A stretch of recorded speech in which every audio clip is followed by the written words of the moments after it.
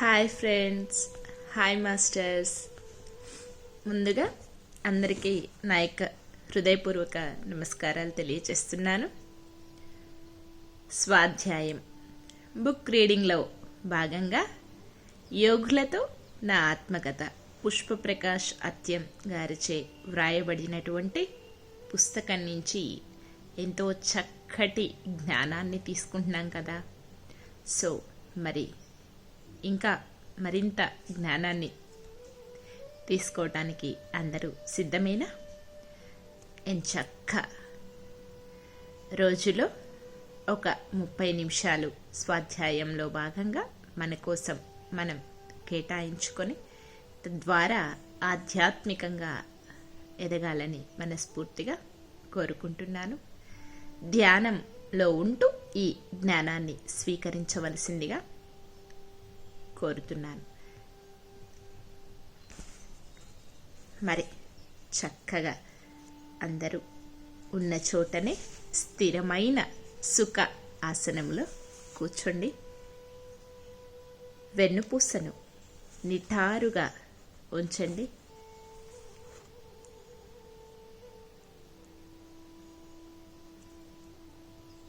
దీర్ఘ మీ 2 కళ్ళను క్లోజ్ చేసుకోండి. కాళ్ళు 2 క్రాస్ చేసుకోండి. మీ 2 కళ్ళను కూడా క్లోజ్ చేసుకొని ప్రశాంతమైన మనస్సుతో దీర్ఘ శ్వాసని తీసుకోండి. నిదానంగా శ్వాసని బయటికి వదిలివేయండి.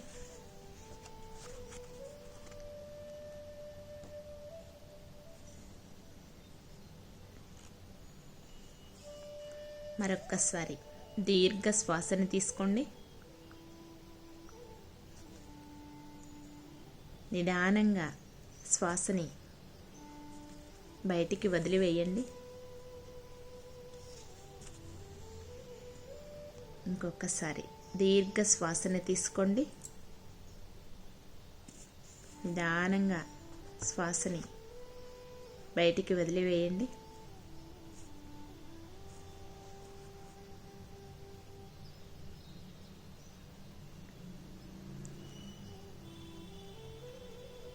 ప్రశాంతమైన మనస్సుతో, ఏకాగ్రతతో, ఎరుకతో చక్కగా సహజంగా జరిగేటటువంటి శ్వాసని గమనిస్తూ శ్వాసతో అనుసంధానమవుతూ అంతరంగంలోనికి ప్రయాణించండి. My dear masters and my dear friends,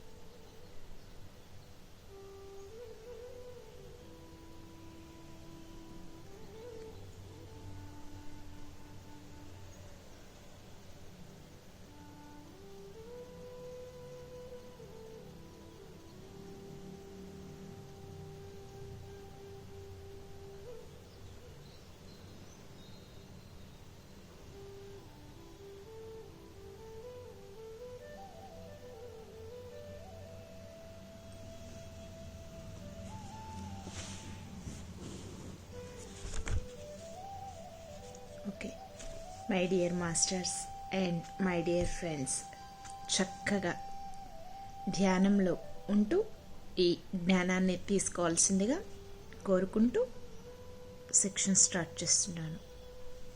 my dear friends and dear masters, ఆత్మ బంధువులతో కలయిక 2001 ప్రతి ఆదివారం గ్లాస్ బజార్ పాపయ్య హాల్ పక్కన పతాంజలి పిరమిడ్ క్లాస్లో అందరి ఆత్మ బంధువులతో కలిసి తెలిసిన జ్ఞానాన్ని పంచుతూ తెలుసుకోవాల్సింది తెలుసుకుంటూ ఉండేదాన్ని. ఇంటింటికి ధ్యానాలు కార్యక్రమాలు చేస్తూ బర్త్డే అయినా ధ్యానమే, పెళ్లి రోజు అయినా ధ్యానమే, చచ్చిపోయిన శరీరం దగ్గర కూర్చున్న ధ్యానమే, రోగి దగ్గర ధ్యానమే, భోగి దగ్గర ధ్యానమే అంటూ అంపన్న సార్ రకరకాలుగా చుట్టూ ఉన్న యోగుల గుహాలకు సొంత వెహికల్ తీసుకొని వచ్చి ప్రతి ఒక్కరి దగ్గర చెప్పి పిలుచుకొని పోయేవారు. ఒక్కొక్క ఆత్మ ఒక్కొక్క రకంగా డిజైన్ ఎలా తీసుకొని వచ్చిందో చూడండి. నాకు ఒక కోరిక, ధర్మవరంలో లాగా ఇక్కడ ఆడవాళ్ళం కలిసి ధ్యాన కార్యక్రమాలు జరుపుకోవాలి అని. యోగులు అర్ధనారీశ్వరులు 2002 మా ఇంటిలో సాయంకాలం ధ్యానానికి కూర్చోవాలని అనుకుంటూ ఉండగా 5 సీనియర్ ధ్యానులు మా ఇంటికి వచ్చారు. అందరూ ధ్యానానికి కూర్చుందామనే లోపే మా వారు బయటికి వెళుతూ తాను తెచ్చిన అగర్బత్తి గంధపు కడ్డీ వెలిగించి మా ముందు ఉంచి వెళ్ళారు. మా వారికి ఒక అలవాటు, మార్కెట్లో కొత్తగా ఏదైనా అగర్బత్తి స్పెషల్ అంటే తెచ్చేవారు. కానీ వారికి మాత్రం ఆ వాసనలు గమనించేది తెలియదు. నాది కూడా అదే పార్టీ. మాకు ముక్కులు ఉన్నాయి కానీ ఏ వాసనైనా సమానమే. మాకు అదే గుడ్ లక్ అని చెప్పాలి. అదే ధ్యానానికి కూర్చుంటే మాత్రం ఏదైనా పసిగట్టగలను. అలా ఆ రోజు బాగా గమనిస్తూ ఉండు అని అంతరం నుండి హెచ్చరిక. అందరం చక్కగా కూర్చుని ధ్యానం చేశాం. 1 గంట తరువాత అందరం లేచాం.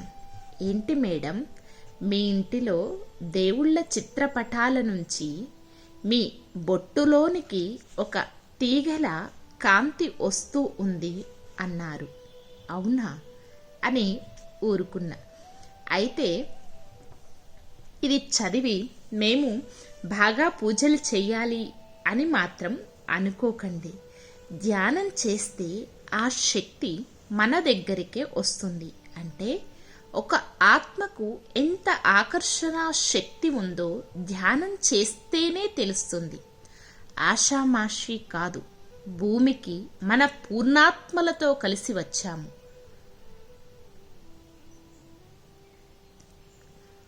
మనలో నివసిస్తున్న దేవుని దగ్గరకు కాస్మిక్ సుగంధ ద్రవ్యాలు ఎలా వెళ్తున్నాయో గమనించండి. విగ్రహాలకు కాదు, మనలో నిగ్రహంగా ఉండే దేవుని దగ్గరకు వెళితే అనుగ్రహం కలుగుతుంది. మనం భూమి మీద ఎంత జ్ఞానం తీసుకోవాలని వచ్చామో కదా, మనం భూమి మీద ఎంత జ్ఞానం తెలుసుకోవాలని వచ్చామో కదా, మరి గురువు తపన ఎలా ఉంటుందో తెలుసుకున్నా.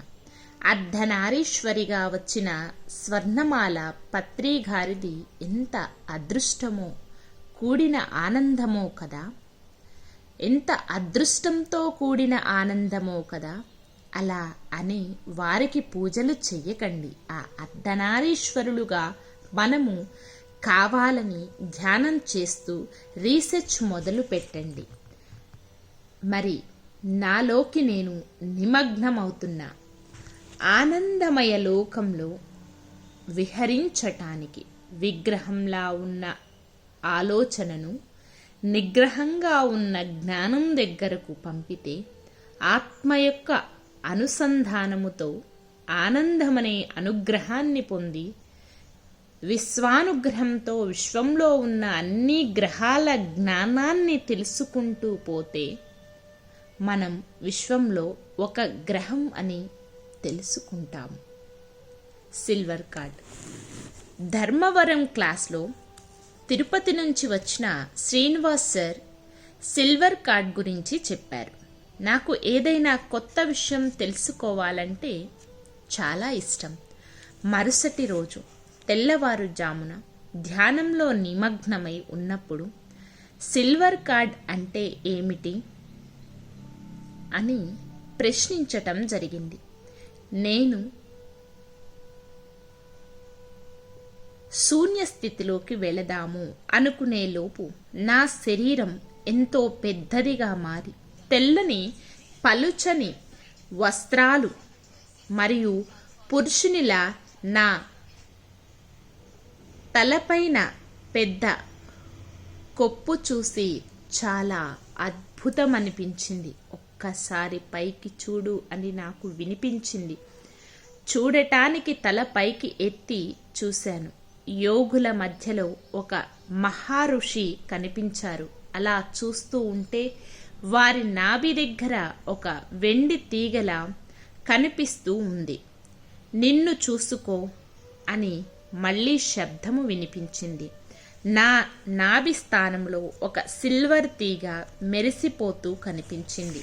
అంటే మీరేనా నన్ను భూమి మీదకు పంపించింది అన్నాను.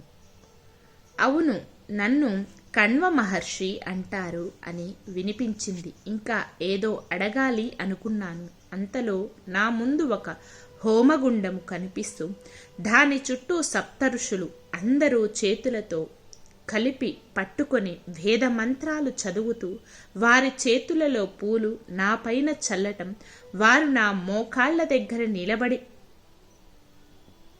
ఉన్నాను అంటే నా ఆర అంత పెరిగి ఉండవచ్చు.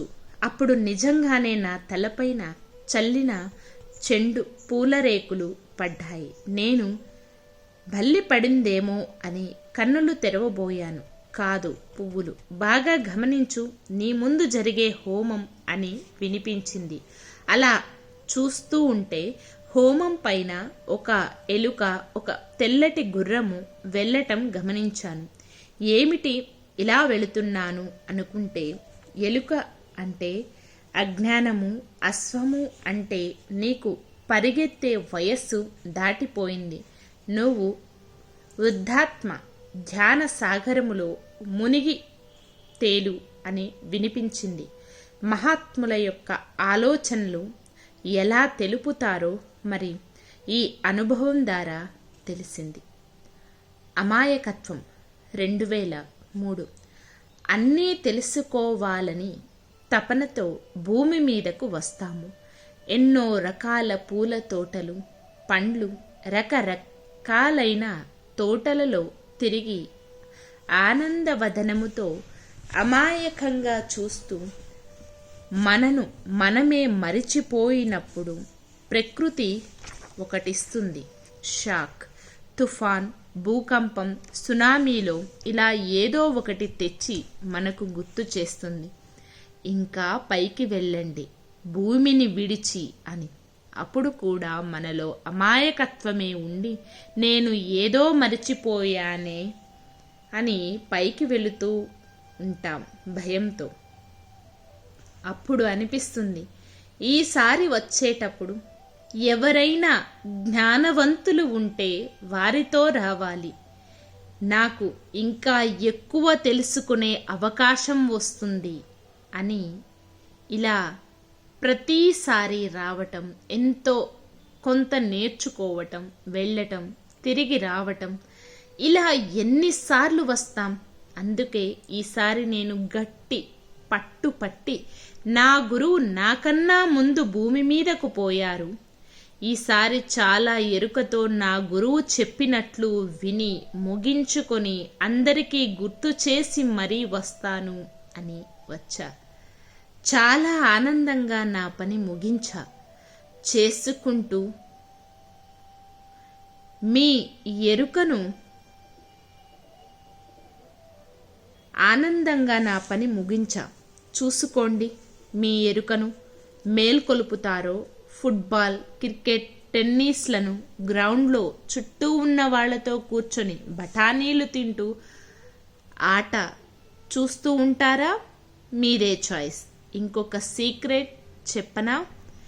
ఇప్పుడు గురువు మరి కాంతి రెండు ఒకేసారి చూస్తూ షాక్ బాబోయ్ అనవచ్చు.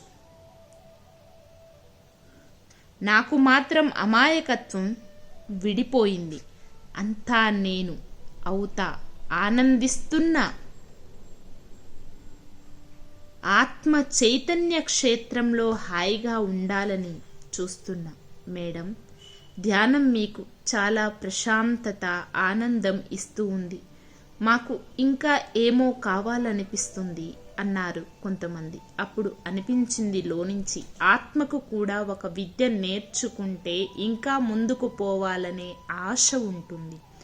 ఒక ఆత్మ ఎదగాలంటే మాస్టర్స్ మనం పట్టుకున్న మాయ చెట్టును వదిలించుకొని దారి చూపిస్తారు. మా వారు బుధవారం క్యాంపుకు వెళ్తే శనివారం రాత్రి మరి తిరిగి వచ్చేవారు. ఆ అవకాశాన్ని ఉపయోగించుకుని నేను మా ఇంట్లో సూక్ష్మ శరీరం విడుదల, దివ్య నేత్ర అనుభవం, చక్రాల రంగులో మన చుట్టూ ఉన్న కాంతిని గుర్తించుకునే విధానం, ప్రకృతిలో ఉన్న చెట్లతో అనుసంధానం అవటం, ఇలా రకరకాలుగా నా అంతరంగం ఎలా చెపితే అలా చేసేదాన్ని. క్లాస్కు అందరూ మా ఇంటిలో కలిసేవాళ్ళం.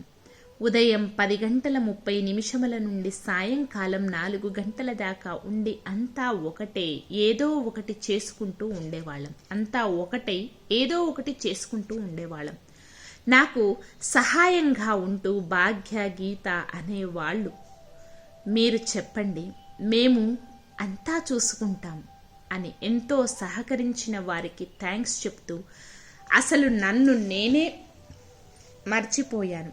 నేను శరీరం, నాకెక్కడ టైం అని ఇంటిలో సహకరించారు అనే ఆలోచనలను పక్కకు పెట్టి ఎలాగైనా నేను సాధించగలను అనే ఆలోచనే మనల్ని నడిపిస్తుంది అని తెలుసుకోవటమే ధ్యానం. మనం ఎక్కడున్నాం అని కాదు, నా పని ఎలా సాగాలి అన్నది ముఖ్యం. దానికి మాస్టర్స్ సహాయం పై లోకాల నుంచి మనకు ఖచ్చితంగా అందుతుంది. ఇన్ని ఏళ్ళు ఎలా గడిచిపోయాయో తలుచుకుంటే నాకు చాలా ఆనందం అనిపిస్తుంది. భూమికి వచ్చాక తిన్నానా, పడుకున్నానా అని కాకుండా ఆత్మతో కలిసి పని చేస్తున్నాను అనేది నాకు చాలా సంతోషం ఇచ్చింది. భూమితో మాట, ప్రేమకే మూట. 2003 ఒక రైతు మా ఇంటికి వచ్చి, మేడం, మా అక్కగారింటికి వచ్చాను. ఒక సమస్య ఉంది నాకు. మా అక్క ధ్యానం చెయ్యమంది, చేశాను, సమస్య తీరలేదు అన్నాడు.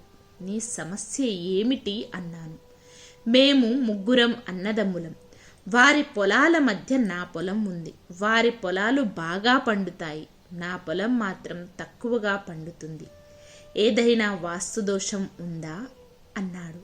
అందరం ధ్యానానికి కూర్చున్నాం. ఏదో చెప్పి పంపాను. ఆ అబ్బాయి వెళ్ళిన తరువాత ధ్యానంలో సూక్ష్మ శరీరయానముతో భూమి దగ్గరికి వెళ్ళి నీతో మాట్లాడటానికి అనుమతి ఇస్తావా అని అడిగాను. అప్పుడు నా పొలం సరే అన్నట్లు వినిపించింది. అప్పుడు నేను, ఎందుకు నువ్వు నీ పని చేయలేకపోయావు అన్నాను. పొలం అంది, నేను అతనితో ఒక పని చేయించాలని మౌనంగా ఉన్నాను. అందుకే కదా ఆ తమ్ముడు అక్కను పిలుచుకొని మీ దగ్గరకు వచ్చాడు. మిమ్మల్ని నా దగ్గరకు వచ్చేటట్లు చేశాను అంది. అయితే ఏం చెప్పాలనుకున్నావు అని అడిగాను. అప్పుడు ఆ పొలం, నేనేమో మట్టిని గట్టి చేసి తలను ముడివేసి అందమైన చెట్లు చేమలను తలలో తురుముకున్న, కానీ వీళ్ళేమో అదేమీ పట్టించుకోకుండా నాగలితో నా వెంట్రుకలలో ఉన్న కలుపు మొక్కలతో పాటు నా జుట్టును కూడా లాగివేస్తున్నారు. నా బాధ అర్థం చేసుకోరు. ఆ పని ప్రేమతో చేస్తే నేను ఇంకా సహకరిస్తాను కదా. నమః. పూజ పేరుతో కుంకుమ పసుపు వేసి అగరుబత్తి తిప్పి టెంకాయ కొట్టి సరిపెట్టుకుంటున్నారు. అలా కాదు అమ్మా, భూమాత అని ప్రేమతో పలకరించండి చాలు. నాకు మీతో కలిసిపోవాలని ఉండదా ఏంటి అంటూ ఇంకా ఇలా అంది. ఋషులకు మీ ప్రేమ అందిస్తే అవి కూడా, ఋతువులకు మీ ప్రేమ అందిస్తే అవి కూడా తిరిగి ప్రేమను అందిస్తాయి. అబ్బో, అయితే నీకు కూడా చాలా కోరికలు ఉన్నాయే అనుకుంటూ, నిజమే కదా, ఆ శరీర పోషణకు ఆరోగ్యం ఆనందం కావాలంటే అన్నింటిలో ఉన్న ప్రేమను తెలుసుకోవాలి కదా అనుకున్నా. ఆ తరువాత 6 నెలలకు ఆ అబ్బాయి వచ్చి మా అన్నదమ్ముల పంట కంటే నాదే 5 పల్లాలు ఎక్కువ పండింది మేడం అన్నాడు. ఇంకా బాగా ధ్యానం చేస్తూ పిరమిడ్ కూడా కట్టాడు. ఇప్పుడు చెప్పండి, వాస్తు దోషమా వాక్కు దోషమా? అసలు దోషము ఎక్కడో తెలుసుకోవచ్చుగా. రైతులు వాసనా దోషంతో వ్యవహరించకుండా పొలం చుట్టూ ఉన్న నీరు, కొండలు, కొనలు, ఎన్ని రకాల పక్షుల కిలకిల రాగాలు వింటూ ఎంత మంచి పంటలు మనకు అందిస్తాయో చూడండి. అయినా ఆ రైతు బిడ్డ ఏమీ తెలియని అమాయకుడులా ఉంటాడో కదా. అలాంటి ముత్యాలు పత్రిగారి ద్వారా బయటకు వస్తున్నాయో ఇప్పుడు తెలిసింది. అనుకుంటాను ధ్యానం ఎందుకు చెయ్యాలో. మీలోకి శ్వాసతో వెళుతున్నారు కదా. సృష్టిలో మన ఇచ్ఛాశక్తి 2004. సృష్టికర్త ఇచ్ఛాశక్తి మనలో ఉంది.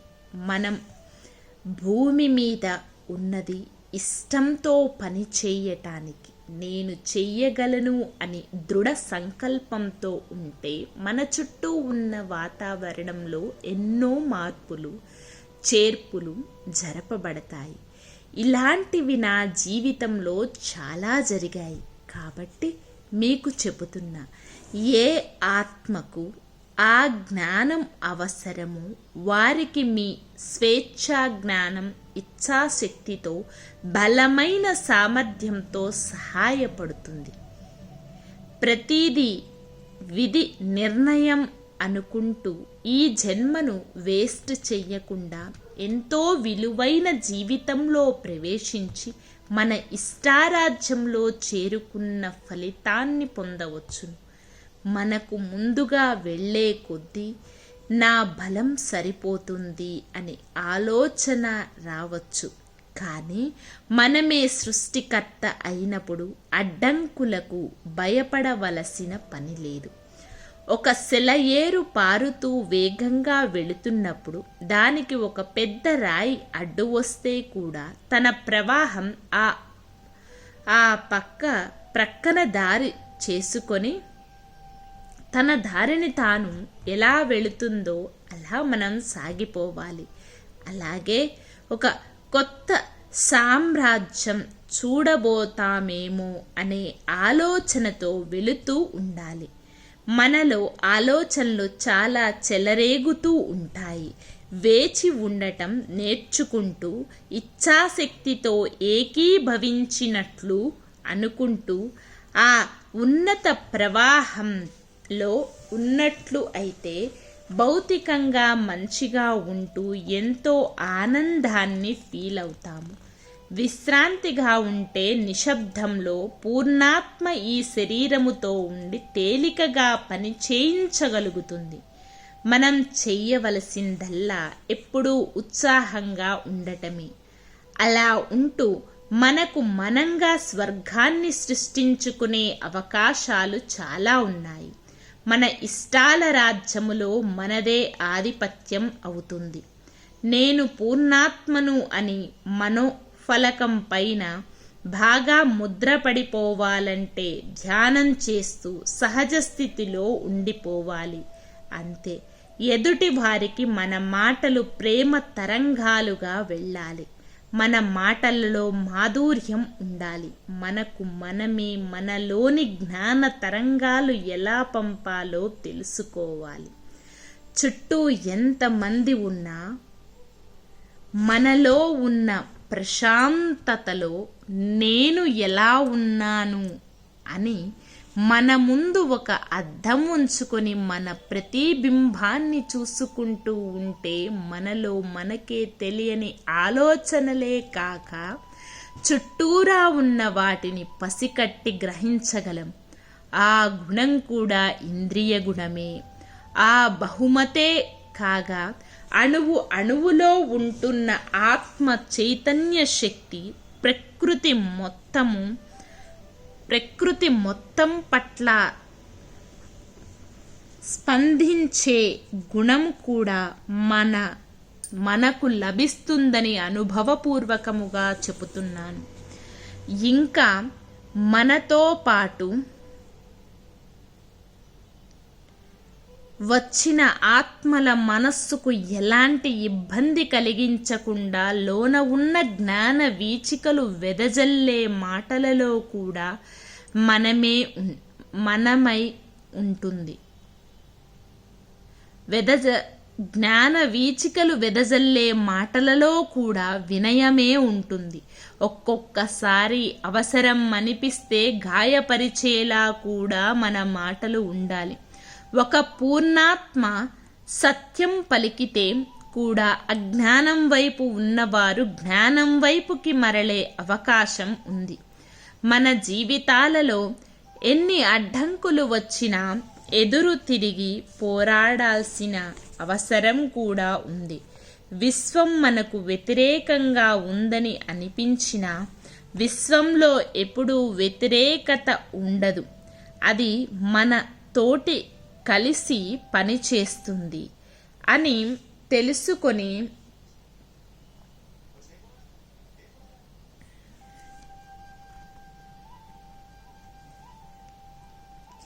వెనకంజ వేయకుండా దృఢ నిశ్చయంతో బలమైన మనస్సుతో ఉన్నట్లయితే మన పాత్ర చక్కగా నిర్వహించటమే కాక సంకల్ప శక్తిని సాధించుకోగలం. మనం ఎదిగే కొద్దీ మనస్సును బలవంతం చేయకుండా ఎలా ఉపయోగించాలో కూడా నేర్చుకుంటాము. అందుకే ఎంతగా వీలైతే అంతగా మనస్సు దగ్గర ఉంటూ మాట్లాడటం నేర్చుకోవాలి. బలమైన మనస్సు కన్నా తెలివైన మనస్సు దగ్గరికి వెళ్ళటం సులభం. ఊహాశక్తిని ఎలా ఉపయోగించుకోవాలి? 2005 ఒకానొక కాంతి గ్రహం గురించి తెలుసుకోవాలి అనుకున్నా. నేను ఈరోజు ఎలాగైనా ఒక గ్యాలక్సీకి వెళ్ళాలి.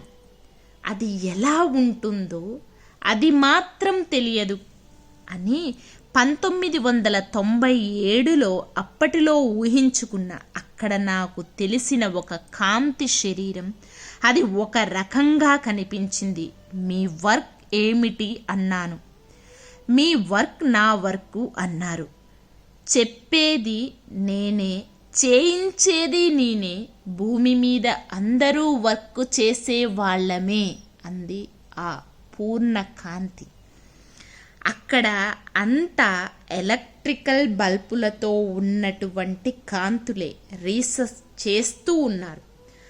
మనం ఇక్కడ నేర్చుకోవాల్సిన దానిని రూపుదిద్దుతూ బిజీగా ఉన్నారు. భూమిని శక్తివంతం చేయటానికి, వారి వంతు సహాయం చేయటానికి ప్రతి ఒక్క గెలాక్సీ వాళ్ళు మనకు చేయూతనిస్తున్నారు. Okay my dear masters and my dear friends, ఇదండి ఈరోజు సెక్షన్. మరి మరొక సెక్షన్లో ఇంకా మరింత జ్ఞానాన్ని తీసుకోవటానికి ప్రయత్నిద్దాం. ఇంతవరకు విన్న జ్ఞానం అంతా మనలో నింపుకోవటం కోసం ఆఖరి క్షణం ధ్యానం. చక్కటి ఎనర్జీస్తో కనెక్ట్ అవుతాం. ఎరుకతో శ్వాస మీద ధ్యాస.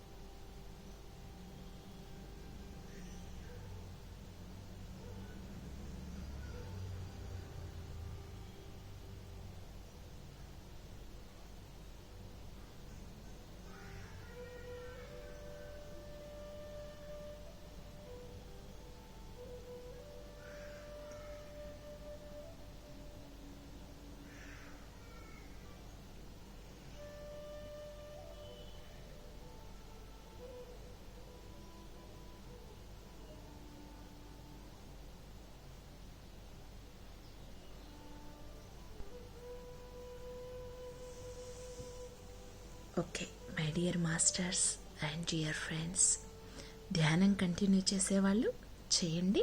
మిగిలిన వాళ్ళు నిదానంగా సహజ స్థితికి వస్తూ మీ 2 చేతులను కూడా విడతీస్తూ మీ కంటి మీద పెట్టుకోండి. 5 4 3 2 1 0. మీ 2 చేతులను మీ కంటికి ఎదురుగా పెట్టుకొని నిదానంగా కళ్ళని ఓపెన్ చేయండి. Thank you, thank you, thank you. ఇంత అద్భుతమైన సెక్షన్ జరగటానికి సహకరించిన అందరికీ అన్నింటికీ నా యొక్క హృదయపూర్వక కృతజ్ఞతలు తెలియజేస్తున్నాను.